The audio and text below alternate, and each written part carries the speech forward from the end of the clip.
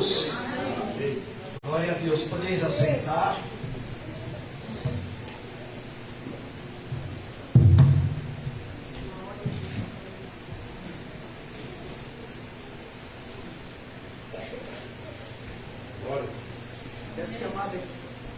Peço que a amada igreja abra vossas Bíblias em Romanos capítulo 5. Inicialmente nós vamos ler o verso 20 e o 21. Aleluia.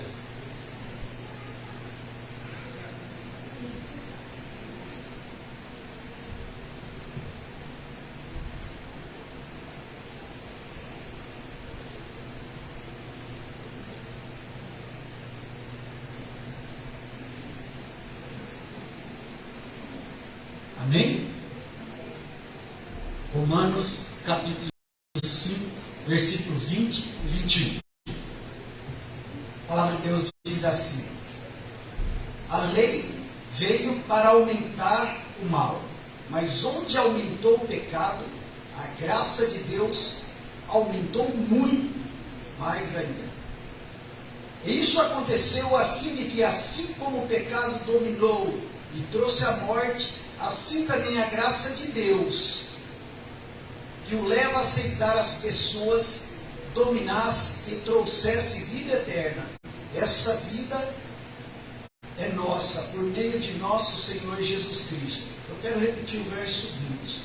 A lei veio para aumentar o mal, mas onde aumentou o pecado, a graça de Deus aumentou muito mais ainda. A outra versão que diz: aonde abundou o pecado, superabundou a graça. Oremos. Grandioso e eterno Deus, graças nós te damos pelo que o Senhor é em nossas vidas. E o Senhor é o nosso Deus. Nós estamos aqui para te louvar, nós estamos aqui para te adorar, nós estamos aqui para ouvir a tua palavra, para ouvir o Senhor falar conosco. Portanto, Senhor, que o teu Espírito Santo tenha liberdade de agir em nosso meio. Toca, Senhor, no profundo da nossa alma, Senhor. Fala conosco, nos instrui, nos orienta, nos corrige. Enfim, Senhor, que a tua palavra caia em boa terra, conforme a tua vontade. Nós oramos e agradecemos em nome de Jesus. Amém. Glória a Deus.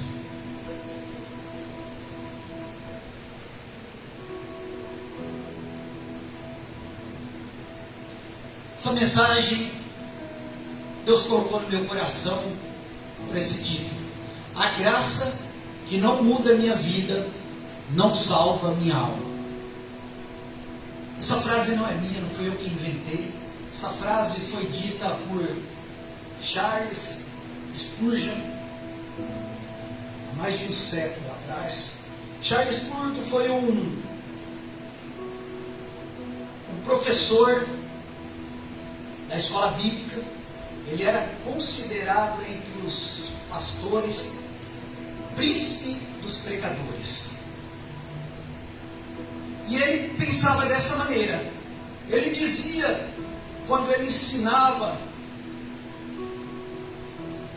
na classe dominical, quando ele ensinava na igreja, enfim, toda vez que ele estava expondo a palavra de Deus, ele sempre fazia questão de fazer essa afirmação, que ele queria dessa maneira: a graça que não muda minha vida, não salva minha alma. E aqui nós iniciamos a palavra de Deus em Romanos capítulo 5, versículo 20, que diz que onde aumentou o pecado, superabundou a graça. Eu queria que colocasse agora na tela aí capítulo 6 de Romanos, você acompanha comigo. Nós vamos ler a partir do verso 1. A palavra de Deus diz assim: portanto, o que vamos dizer?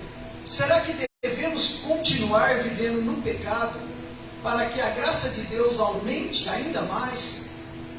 É claro que não. Nós já morremos para o pecado. Então, como podemos continuar vivendo nele? Com certeza vocês sabem que quando fomos batizados para ficarmos unidos com Cristo Jesus, fomos batizados para ficarmos unidos também com a sua morte. Versos 4. Assim, quando fomos batizados, fomos sepultados com ele, por termos morrido juntamente com ele. E isso para que assim como Cristo foi ressuscitado pelo poder glorioso do Pai, assim também nós vivamos uma vida nova. Pois se fomos unidos com ele por uma morte igual a dele, assim também seremos unidos com ele por uma ressurreição igual a dele. Pois sabemos que a nossa velha natureza pecadora já foi morta com Cristo na cruz, a fim de que o nosso eu pecador fosse morto, e assim não sejamos mais escravos do pecado. Pois quem morre fica livre do poder do pecado. Se já morremos com Cristo, cremos que também vivemos com ele. Sabemos que Cristo foi ressuscitado, ele nunca mais morrerá, pois a morte não tem mais poder sobre ele. A morte foi uma morte para o pecado, e valeu de uma vez por todas. E a vida que ele vive agora é uma vida para Deus. Assim também vocês devem se considerar mortos para o pecado, mas por estarem unidos com Cristo Jesus, devem se considerar vivos para Deus. Portanto, não deixe que o pecado domine o corpo mortal de vocês, e faça com que vocês obedeçam os desejos pecaminosos da natureza humana. E também não entregue nenhuma parte do corpo de vocês ao pecado, para que ele use a fim de fazer o que é mal. Pelo contrário, como pessoas que foram trazidas da morte para a vida, entregue-se completamente a Deus, para que ele use vocês, a fim de fazerem o que é direito. O pecado não dominará vocês, pois vocês não são mais controlados pela lei, mas pela graça de Deus. Meus amados, isso aqui cai por terra tudo o que muitas vezes nós ouvimos pseudos cristãos, algumas igrejas denominadas também evangélicas, dizendo: eu não vivo na lei, eu vivo na graça. E se eu vivo na graça, Jesus já pagou o preço na cruz por todos os meus pecados. Então eu estou livre para fazer o que eu quiser. Não importa o que eu fizer. Salvo uma vez, salvo para frente, salvo para sempre. Isso é o que uma grande parte de cristãos, entre aspas, dizem, pensam e acreditam. Mas de acordo com esse texto, e tem muitos outros, mas para pegarmos tão somente esse texto aqui, a qual faz parte da exposição da palavra de hoje, você pode ver que a palavra por si só, eu acho que não seria nem necessário que o pregador vos explicasse. A palavra por si só, ela é clara. Que não é porque estamos na graça, estamos liberados para viver uma vida de pecado, como muitos pensam, pregam e acreditam. Eu já disse para vocês que eu vivi uma parte da minha vida em uma denominação que passou a pensar desta maneira: não importa o que eu faça, importa é que eu creio em Jesus, eu aceitei Jesus e eu estou salvo. Aí você vai conversar com essas pessoas, você vai tentar entender a linha de raciocínio dela, e ela simplesmente é uma pessoa sem conteúdo. Ela vai dizer para você: olha, tudo que eu fizer de bem aqui na terra, eu vou colher aqui na terra, e tudo que eu fizer de mal aqui na terra, eu vou colher aqui na terra, e não importa, eu estou salvo, ponto final. Eu até concordo em partes com essa explicação da pessoa, porque também é bíblico. Tudo que plantar, tudo que você plantar, tudo tudo você vai colher. Então, se nós plantarmos coisas boas, nós vamos colher coisas boas. E se nós plantarmos coisas maus, nós vamos colher coisas maus.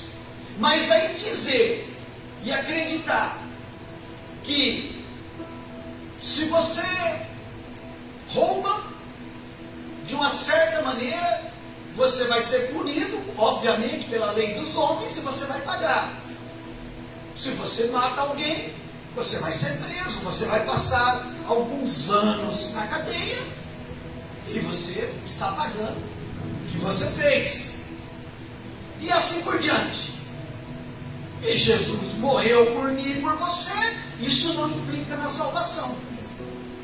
É o raciocínio, acredite. Eu fiz parte de uma denominação que hoje pensa assim. E tem muitas pessoas que pensam assim. Tem igrejas que pregam isso. Tem igrejas, e eu não vou aqui usar nem meias palavras para dizer. Eu vou falar o que eu penso que o Espírito Santo me mandou falar. Porque o meu compromisso é com a palavra de Deus. Eu estou ciente que talvez eu possa sofrer alguma censura, alguma coisa. Mas, por exemplo, existem igrejas hoje para gays. E está tudo certo. Aceitou Jesus, pode continuar na homossexualidade, e vai morrer e vai para o céu. Mas não é o que diz a palavra de Deus. 1 Coríntios capítulo 6, versículo 10 em diante diz: não erreis, não herdará o reino dos céus os beberrão, os mentirosos, os feiticeiros, os infeminados. E está aí a palavra de Deus.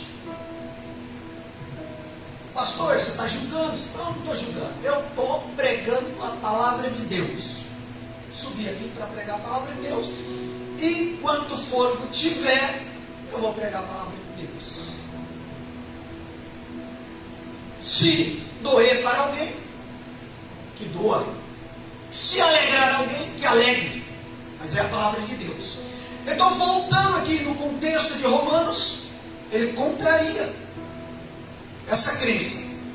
Porque o apóstolo Paulo, ele começa a dizer no versículo 20, no capítulo 5, ele diz, olha, ele dá uma instrução para os romanos, para a igreja de Romanos. Ele fala, olha, ele está tratando de um assunto, e primeiro ele está tratando com pecadores, e aqui uma parte de pessoas arrependidas, uma parte de pessoas até de uma certa maneira depressiva, remoendo o pecado, e ele vem e diz, olha, fica tranquilo, coloca aos pés de Jesus, se arrependa e fica tranquilo. E aí, quando você vai tratar com alguém que pecou e se arrepende, a pessoa vai dizer, não, mas o meu pecado é muito grande, o meu pecado não tem jeito, o meu pecado não tem perdão. Eu já passei por isso. Eu já, no passado, no meu início da fé, quando eu pecava, e eu achava que era um pecado grave, eu entrava em depressão, e eu não conseguia me sentir perdoado. Até entender a palavra de Deus. Então aqui no versículo 20 é o que o apóstolo Paulo estava tratando com o povo ali de Romanos. Fica tranquilo. O pecado é grande, mas a graça de Deus é maior.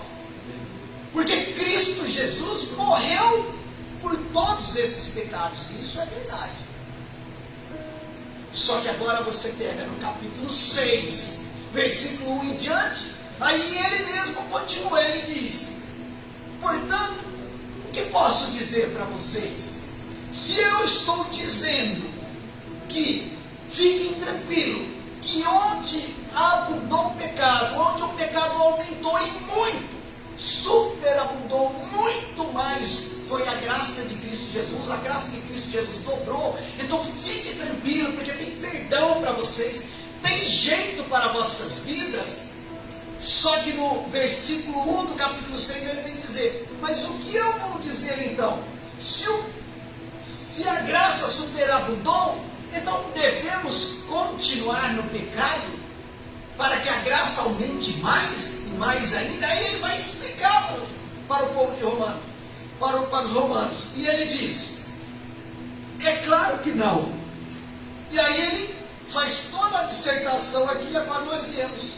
Ele diz: se nós morremos para o pecado, ele diz, através do batismo, nós fomos sepultados com Cristo, nós morremos com Cristo. E quando nós levantamos das águas, nós ressuscitamos com Cristo. Portanto, a natureza pecaminosa, a natureza velha, morreu. A natureza velha morreu. Então ele diz, nós estamos unidos com Cristo na morte e na ressurreição.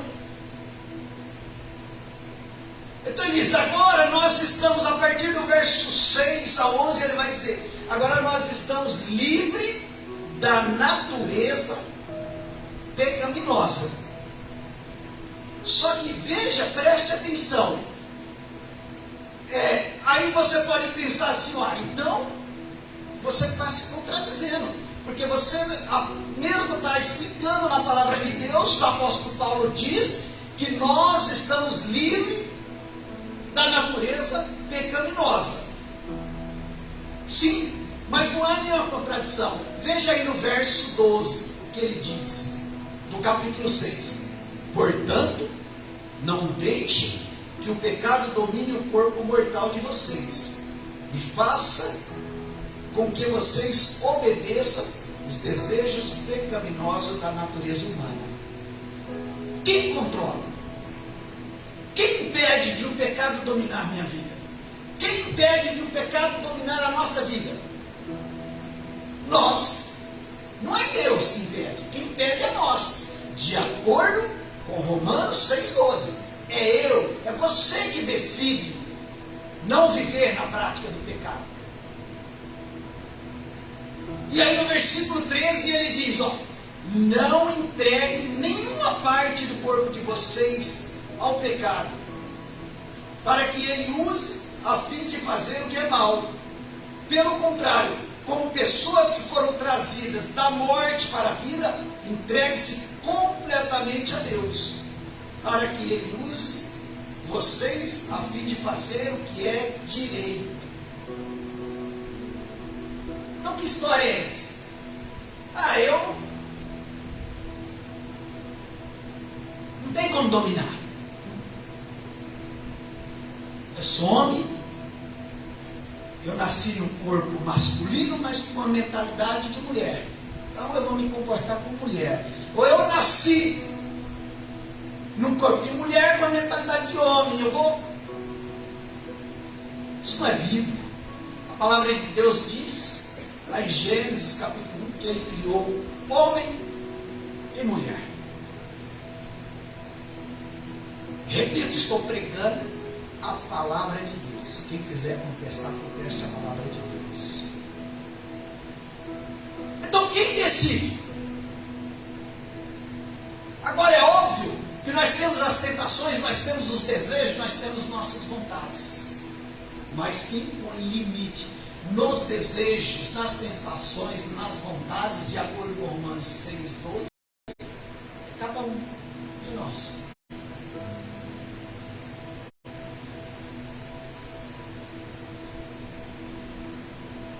O verso 14 vai dizer, o pecado não dominará vocês, pois vocês não são mais controlados pela lei, mas pela graça. Então, a graça é exatamente o que nós lemos na abertura. A graça, ela tem que mudar a minha vida. Porque se essa graça ela não mudar a minha vida, ela não serve para salvar a minha alma. Então que graça é essa? Que não muda a vida do cristão. A graça que não transforma.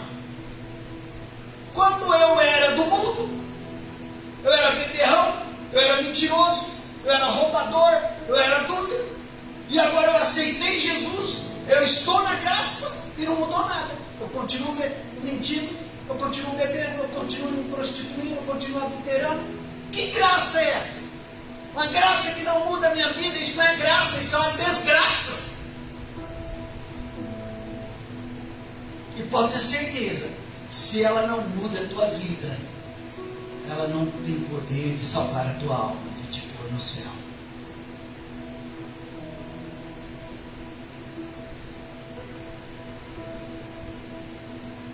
Tem alguns exemplos aqui. E aí quando as pessoas querem contestar, as pessoas vão falar um monte de coisa. Ah, mas o mentiroso está pecando. Ah, está pecando. O mentiroso está pecando. O que conta mentira grande pega, o que conta mentirinha pequena pega. Peca. Você peca no olhar, você peca no pensamento, você peca em tudo. Tudo é pecado. E se nós não mudarmos a nossa atitude,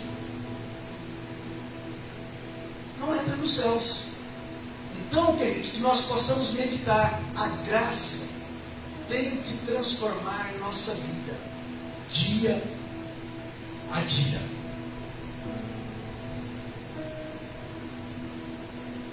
Verso 13: e também não entregue nenhuma parte do corpo de vocês ao pecado, para que ele use a fim de fazer o que é mal.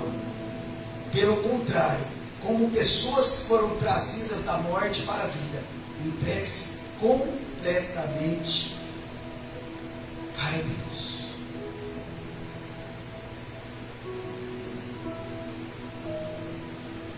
Mateus 22, 37, 39.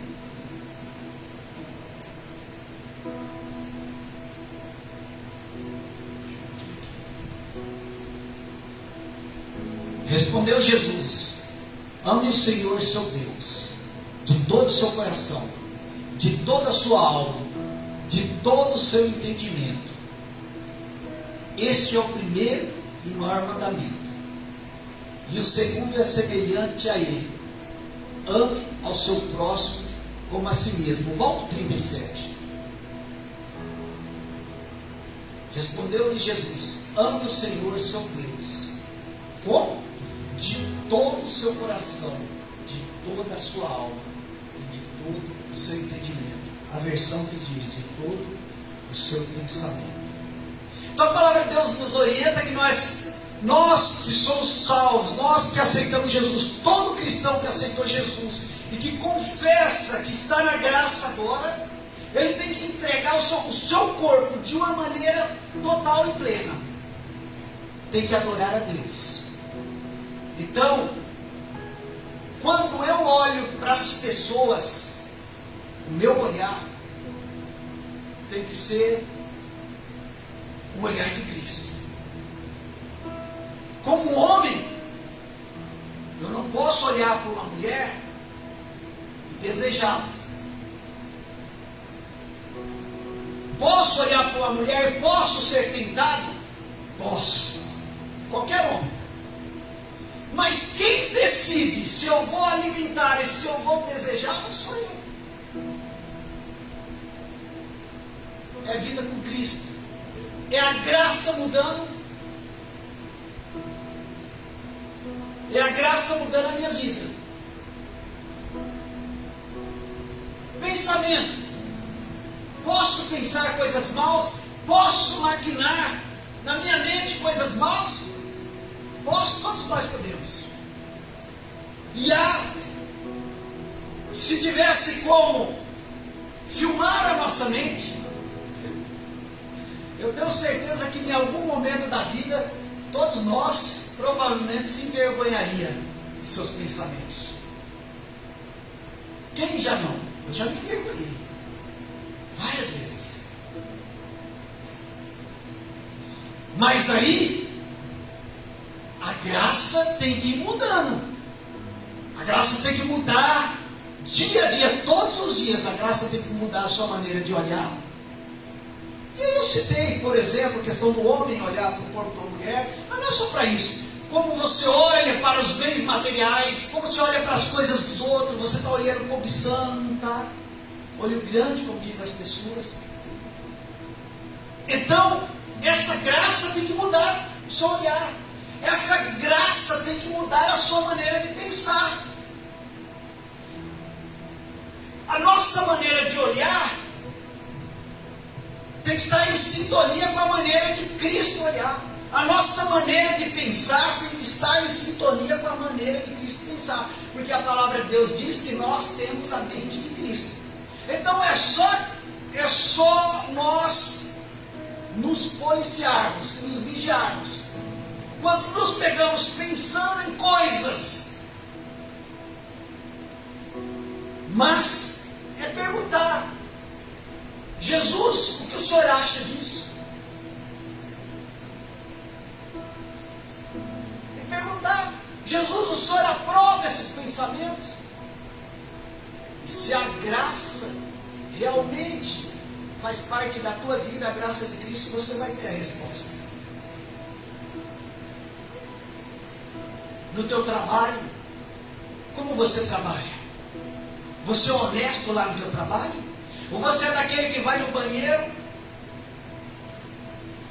precisaria de 3, 4, muito 5 minutos para fazer as suas necessidades, você fica 20 minutos lá, 30 minutos, enrolando, matando o tempo. Você está roubando. Está roubando a Deus. E aí quando nós falamos que o homossexual, se ele não mudar de vida, se ele não mudar a sua maneira, o seu comportamento sexual, ele não entra no céu, você que faz isso, você também não entra no céu. Você pode ser hétero, você pode ser o que for, você não entra no céu da mesma maneira que o homossexual não entra.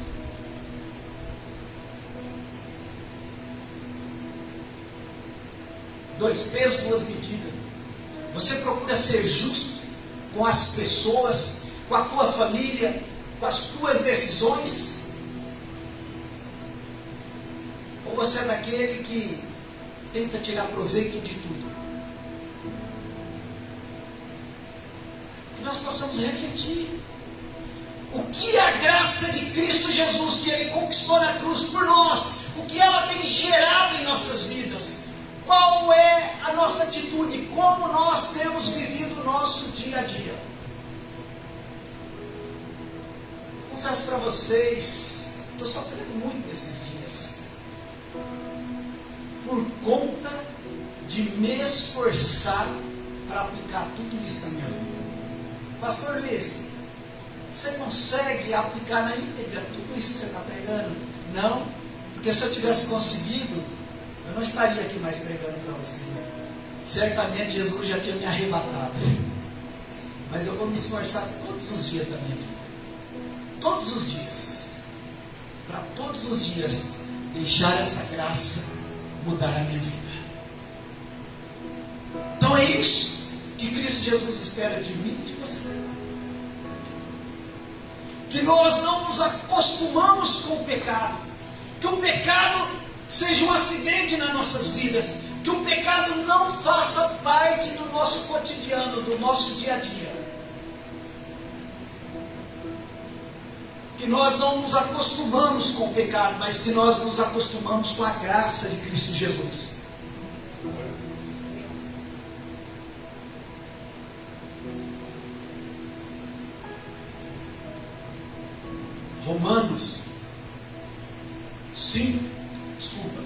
Romanos 8, 31, nem faz parte da pregação, mas veio na minha mente agora. Romanos 8, 31 diante, o apóstolo Paulo vai dizer assim: o que poderá me tirar da presença de Deus? Deixa eu abrir aqui. Eu vou pôr no meu coração essa passagem. 8:31. Diante de tudo isso, o que mais podemos dizer? Se Deus está do nosso lado, quem poderá nos vencer? Aí ele mesmo responde: ninguém. Porque ele mesmo deixou, porque ele nem mesmo deixou de entregar o próprio Filho, mas ofereceu por todos nós. Se ele nos deu o Filho, será que não nos dará também todas as coisas? Quem acusará aqueles que Deus escolheu? Ninguém, porque o próprio Deus declara que eles não são culpados. Será que alguém poderá condená-los? Ninguém, pois Cristo Jesus, quem morreu, ou melhor, quem foi ressuscitado, está à direita de Deus. E Ele pede a Deus em favor de nós. Então quem pode nos separar do amor de Cristo? Será os sofrimentos, as dificuldades, a perseguição, a fome, a pobreza, o perigo ou a morte? Como diz as Escrituras Sagradas: por amor de Ti, estamos em perigo de morte o dia inteiro. Somos tratados como ovelhas que vão ao matadouro. Mas em todas essas situações, temos a vitória completa por meio daquele que nos amou. Pois eu tenho certeza de que nada pode nos separar do amor de Deus, nem a morte, nem a vida, nem os anjos, nem outras autoridades ou poderes, ou seja, nem o inferno, nem os demônios celestiais, nem o presente, nem o futuro, nem o mundo lá de cima, nem o mundo lá de baixo, ou seja, nem o inferno. Em todo o universo não há nada que possa nos separar do amor de Deus, que é nosso por meio de Cristo Jesus. Por que eu estou citando isso? Porque quando você toma uma decisão, você fala para Deus: Deus, eu estou tomando uma decisão, eu quero caminhar com o Senhor em tudo. Eu quero caminhar com o Senhor no meu trabalho, eu quero caminhar com o Senhor dentro da minha casa, eu quero caminhar com o Senhor na igreja, eu quero caminhar com o Senhor quando eu olhar para as pessoas, eu quero caminhar com o Senhor nos meus pensamentos, eu quero caminhar com o Senhor em tudo. E aí você vai se esforçando, você vai aplicando dia a dia, você vai deixando a graça mudar a sua vida. Só que você vai perceber que quando você toma uma decisão dessa, você vai indo, alguns dias você vai, só que o inimigo ele vai lançando coisas, ele vai usando pessoas, ele vai usando situações para de alguma maneira fazer com que você desista. Hoje, por exemplo, 5:50, estava lá na loja, pastor. Aí eu recebo no meu celular lá uma mensagem de um cliente querendo pôr uma responsabilidade de uma obra lá da casa dele, uma coisa que não tinha nada a ver comigo. Aí eu já respondi para ele que não era responsabilidade minha e tal. Tanto é que ele entendeu. Mas o engenheiro dele estava querendo me culpar. Só que isso eu confesso para vocês que roubou a minha paz por alguns instantes.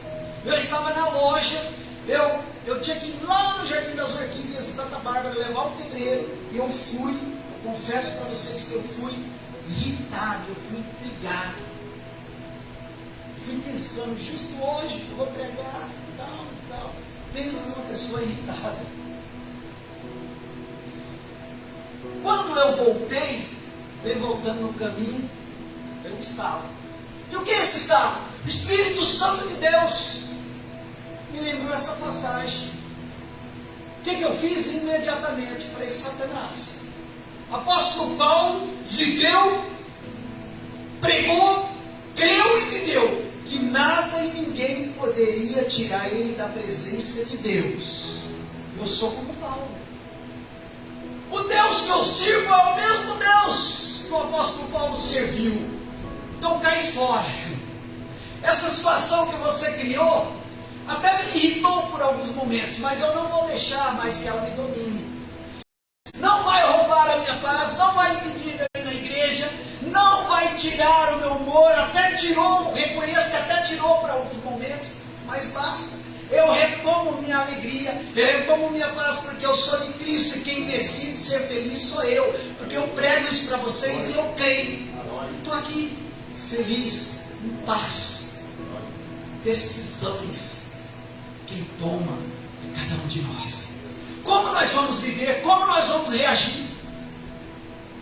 Quando alguém nos trata mal, quem decide se nós vamos ser envenenados pelo veneno daquela pessoa? Somos nós.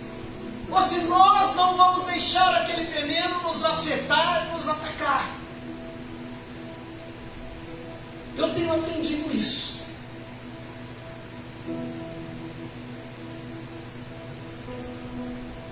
Lógico eu tenho que saber lidar com o cliente. Tenho muitas vezes, por alguns motivos, a reclamação do cliente por algo que muitas vezes ele tem razão, por algo que às vezes ele não tem razão, mas eu tenho que ali compreender, tentar entender e contornar e trazer um desfecho favorável. Eu tenho os prestadores de serviço que às vezes nos deixam na mão. Tem uma série de fatores. O pastor trabalhou comigo. Quantas vezes eu falei, pastor, vou abandonar. Pastor, vou abandonar isso, vou abandonar aquilo, vou arrumar outra coisa para fazer. A graça começou a mudar a minha vida. Porque um dia o Espírito Santo de Deus falou para mim, toda vez que você tem um problema, você fala de abandonar, você fala de deixar, você fala de mudar. E a questão não está nas coisas, não está no teu trabalho, não está nas pessoas. Aonde você for vai ter problema, onde tiver pessoas vai ter problema, aonde tiver trabalho vai ter problema, seja lá qual for, vai ter problema. Se você parar de fazer piscina, você for fazer bolo, você for fazer pastel, você for fazer, você vai conviver com problema. Então a questão não está no problema, a questão está como você lida com os problemas.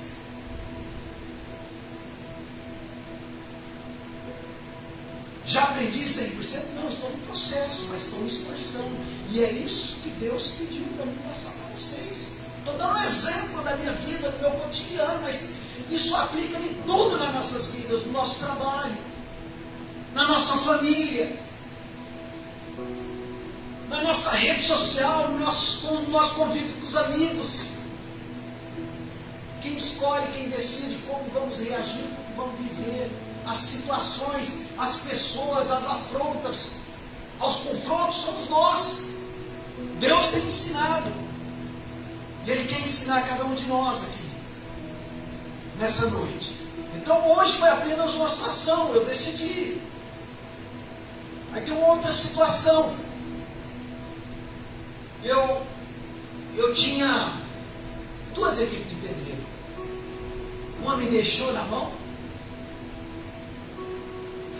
Pastor Heber, sabe como eu trato esse pessoal? Procuro tratar com justiça, procuro fazer mais do que a minha obrigação com eles. Simplesmente me deixou na mão. O outro que está lá comigo, o ajudante dele deixou ele na mão lá na obra. E aí por fim, essa semana o carro dele quebrou. Ele está com a obra em Campinas, eu estou indo todo dia. Levanto 5h30 da manhã para levar ele, para 7 horas ele está lá na obra, vem embora, à tarde volta, busca. Aquela obra eu estou pagando para trabalhar. E agora ele está terminando aqui, ele vai começar segunda-feira uma obra em Jundiaí, que é essa obra que tem um probleminha lá e queria transferir para mim, que não é meu. E aí eu, a Rosana e a Priscila conversando agora à tarde. Como vai ser? Está sem carro, ele não tem que dar uns carros, nós temos para ele. Ah, mas se quebrar, mas esse não sei o que. Olha, é o que temos. Aí eu ia começar a falar, então vamos parar. Na hora eu lembrei. Na hora, eu falei, ó, gente, o que nós temos é isso. Falei para a Rosana, para a Priscila. O que nós temos é isso. É tudo que nós temos é o melhor no momento. Então é isso que nós vamos fazer e nós vamos administrar da melhor maneira possível. Seja o que Deus quiser, Deus está conosco. Então, não é ficar murmurando diante do problema, é procurar resolver, é procurar a melhor saída. Então, o que Deus quer nos ensinar na noite de hoje? Nós estamos diante de um problema, então o primeiro passo, analisa qual o tamanho do estrago que esse problema causou, e aí tem uma coisa em mente, o problema já está instalado, já causou um estrago. E aí analise qual o estrago, qual o dano que esse problema causou. Pequeno, médio, grande, seja qual for. É um dano pequeno. Então, o que eu posso fazer agora? Qual o melhor que eu posso fazer para que esse dano não aumente?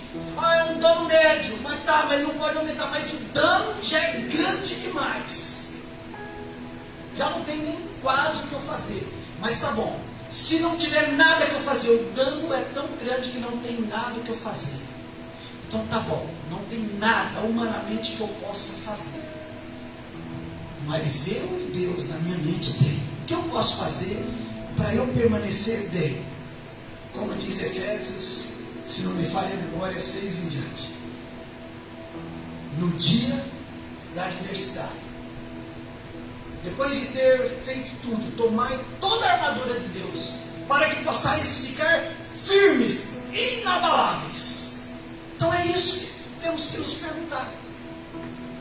Se chegar num extremo desse, olha, aconteceu um problema, aconteceu uma situação, e o estrago foi tão grande, como dizem algumas pessoas, eu estou no fundo do poço, e não tenho o que eu fazer. Só Deus para fazer, aí que é bom, queridos. Sabe por quê? Porque quando tem alguma coisa, ainda que nós possamos fazer, às vezes nós estragamos, às vezes nós pioramos.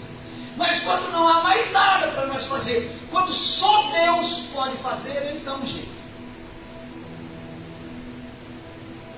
Todas as pessoas que eu ouvi falar assim, estou no fundo do poço, e também eu já estive no fundo do poço, e também já achei que não tinha saída. Todas as pessoas que eu ouvi falar, estou no fundo do poço, todas elas que eu consegui ver e criam, Deus tirou ela do fundo do poço. Glória. E aí você lembra de José. José esteve literalmente no fundo do poço. E no fundo do poço ele saiu para ser governador. O segundo homem mais importante do Egito. Então, a graça, repito, eu quero que fique cauterizado isso em vossas mentes. A graça tem que mudar a minha vida, a tua vida. A graça tem que mudar a minha maneira de olhar as coisas, de enxergar as coisas. A graça tem que mudar a minha maneira de pensar, de tomar atitudes, de tomar decisões. Se ela não mudar, que graça é essa?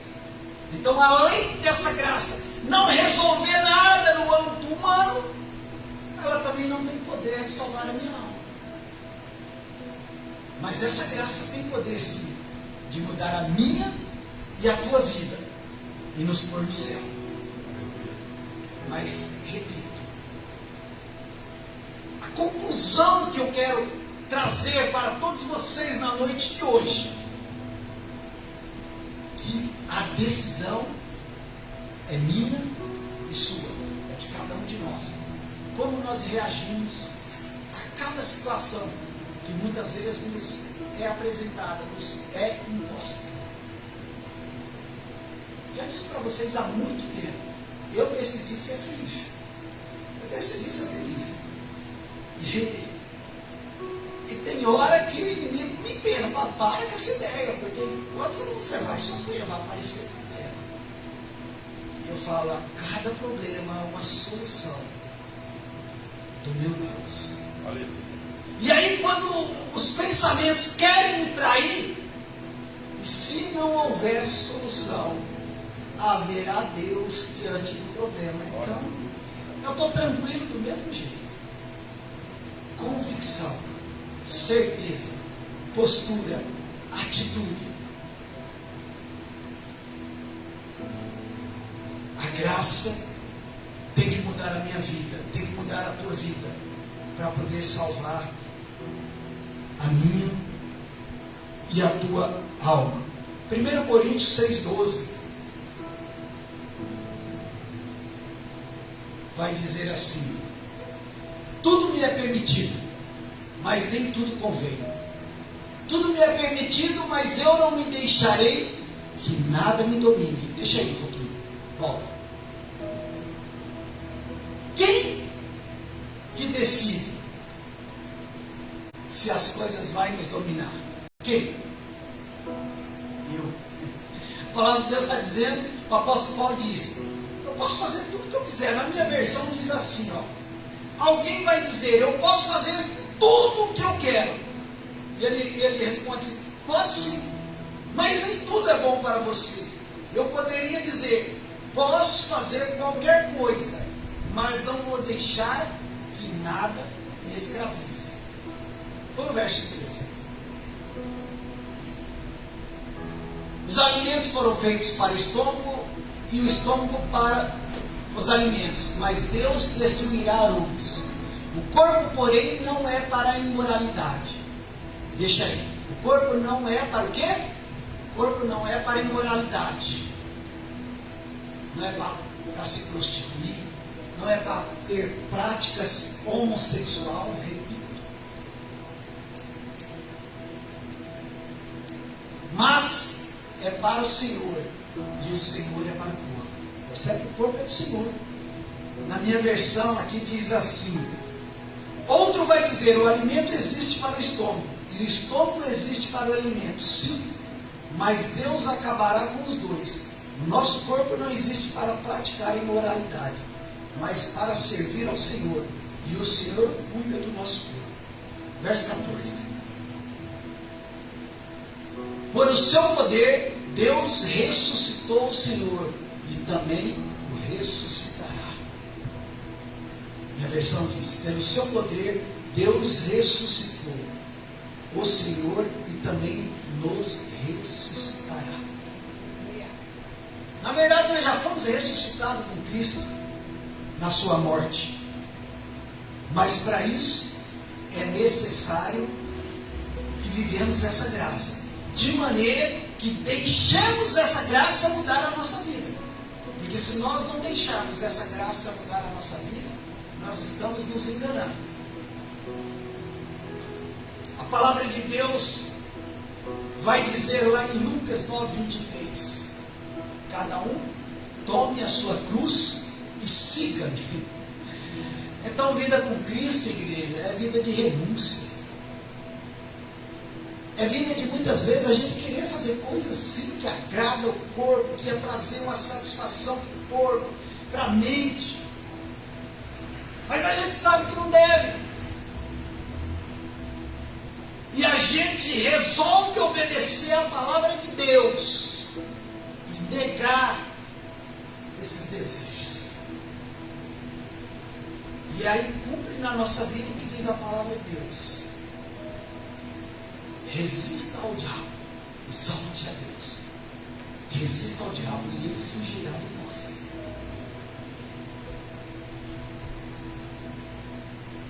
Para finalizar, a palavra de Deus diz lá também em Lucas 9:62, diz assim: quem começa a arar a terra e olha para trás, não serve para o reino de Deus. O que tem a ver com tudo isso aí que você falou? Parece que está tudo fora do contexto. Sabe por que eu quis? Estou finalizando já com esse versículo. Porque eu costumo dizer que ninguém fica falando das suas mazelas, né? Todo mundo quer falar do que faz de bom. Todo mundo quer falar do que ele é bom. Ninguém quer falar dos seus pecados, dos seus defeitos, dos seus problemas. A semana passada eu estava com meu primo lá na casa da minha tia, lá em Limeira, ele é pastor batista. E a gente estava conversando, falando de algumas coisas. Ele já tem mais de 10 anos de pastor, e eu perguntei para ele. Não, pelo contrário, eu falei para ele: eu tenho 3 anos que eu fui consagrado pastor. Aí nós começamos a falar do negócio de chamado. Tem chamado, não tem chamado, tem gente que tem gente que não tem. Eu falei: rapaz, eu descobri, eu acho que eu não tenho chamado não. Ele falou: como assim? Eu falei: eu acho que eu não tenho chamado. Eu falei: aliás, eu nunca entendi direito o que é esse tal de chamado. Porque eu vivi em outro ministério lá 13 anos, eu vim falar que para ser pastor tem que ter chamado, tem que ter chamado, tem que ter chamado, e nunca ninguém me explicou muito o que é esse tal de chamado. E eu sempre quis ser pastor. Fiquei 13 anos lá no outro ministério querendo ser pastor. E lá eu vi muito que eu não tinha chamado. Vi muito, então talvez foi por isso que lá não me consagraram pastor. Eu cheguei num lugar que tinha um lobo, mais louco que eu, resolveu consagrar eu pastor. E a palavra de Deus diz, como que é? Eu esqueci agora, pastor, as coisas loucas, né? Deus usa as coisas loucas para confundir as sábias. Então eu estava conversando lá com meu primo sobre isso. chamado. Aí ele falou assim para mim, olha, vou resumir aqui rapidinho, mas você vai entender por que eu quis falar do arado. Quero deixar isso para você ir embora meditando. Eu falei assim, ó, eu tenho 50, acho que 52 anos. Eu falei, quando eu tinha 16 anos, ninguém na minha família era convertido. Eu queria muito ser padre. Aí eu fui para o seminário. Eu fiquei alguns meses lá. E eu falei assim, eu desisti. Isso é palavra deles, tá? Eu desisti. Não estou dizendo que todo padre é, mas palavra dele. Ele falou, eu desisti porque eu não entendi que tinha tanto padre gay. Tanto gay querendo ser padre. Isso que ele falou, eu não consegui entender, eu desisti. Aí ele falou assim, e aí eu voltei para o mundo. Depois cheguei aos 20 anos, me casei, tive meu primeiro filho, e eu comecei a pensar,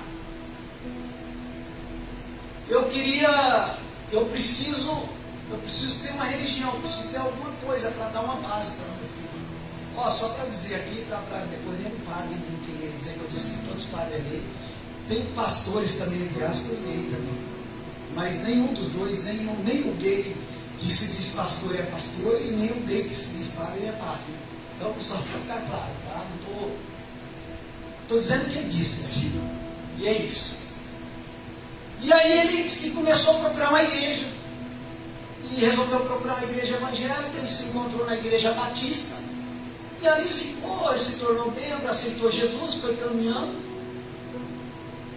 E aí um dia falaram para ele se ele queria fazer teologia batista. São 4 anos. Ele falou, vou, a igreja arcou os custos, ele foi.